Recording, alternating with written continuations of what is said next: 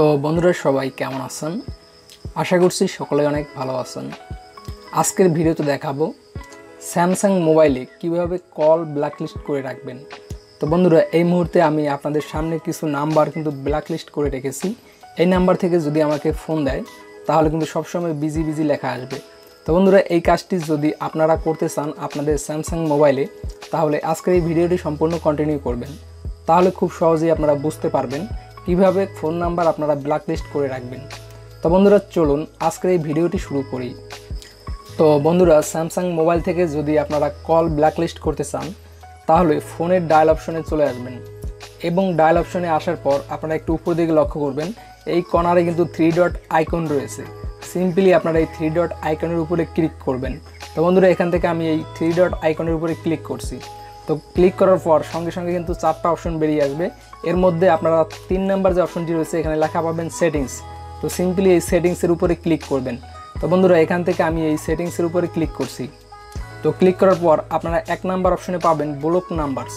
তো বন্ধুরা আপনারা এই ব্লক নাম্বারসের উপরে ক্লিক করবেন। তো বন্ধুরা এখান থেকে আমি ব্লক নাম্বারসের উপরে ক্লিক করছি। তো বন্ধুরা আপনারা দেখতে পাচ্ছেন ক্লিক করার সঙ্গে সঙ্গে এখানে লেখা আছে ব্লক আননোন কলার্স। তো সিম্পলি এর সামনে একটা চাবি আছে, এই চাবিটিকে আপনারা অন করবেন যদি আপনারা স্যামসাং মোবাইল দিয়ে কল ব্ল্যাকলিস্ট করে রাখতে চান। তো বন্ধুরা এখান থেকে আমি এই চাবিটিকে অন করে দিচ্ছি। তো বন্ধুরা চাবিটিকে অন করে দেওয়ার পর আপনারা নিচের দিকে ডান পাশে লক্ষ্য করবেন, এখানে কিন্তু লেখা আছে কন্ট্যাক্ট। তো সিম্পলি এই কন্ট্যাক্টের উপরে ক্লিক করবেন। তো ক্লিক করার সঙ্গে সঙ্গে আপনার ফোনে যে সেভ করা নাম্বারগুলো রয়েছে, যে নাম্বারগুলো আপনি কিন্তু ব্ল্যাকলিস্ট করে রাখতে চান সেই নাম্বারগুলো এখান থেকে খুঁজে নেবেন এবং খুঁজে নেওয়ার পর আপনি যে নাম্বারটি ব্ল্যাকলিস্ট করে রাখতে চান সেই নাম্বারটার উপরে একটা ক্লিক করবেন। তো ক্লিক করার সঙ্গে সঙ্গে এটা কিন্তু মার্ক হয়ে গেল। তো বন্ধুরা আপনারা যদি একটা নাম্বার ব্ল্যাকলিস্ট করতে চান তাহলে এরকম একটা টিক দিয়ে দেবেন এবং যদি আপনি আর 5-6টা নাম্বার কিন্তু ব্ল্যাকলিস্ট করে রাখতে চান তাহলে সেই নাম্বারগুলো খুঁজে খুঁজে বের করবেন এবং এভাবে আপনারা টিক মার্ক করে দিবেন।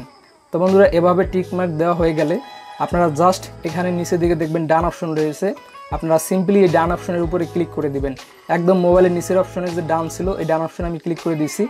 তো বন্ধুরা ক্লিক করার সঙ্গে সঙ্গে আমরা যে নাম্বারগুলো সিলেক্ট করেছিলাম সেই নাম্বারগুলো কিন্তু ব্ল্যাকলিস্ট হয়ে গেছে। এখন যদি এই নাম্বার থেকে আমাদের কল দেয় তাহলে কিন্তু এক্সের বিজি বিজি লেখা আসবে, ফোনটি কিন্তু আর আসবে না।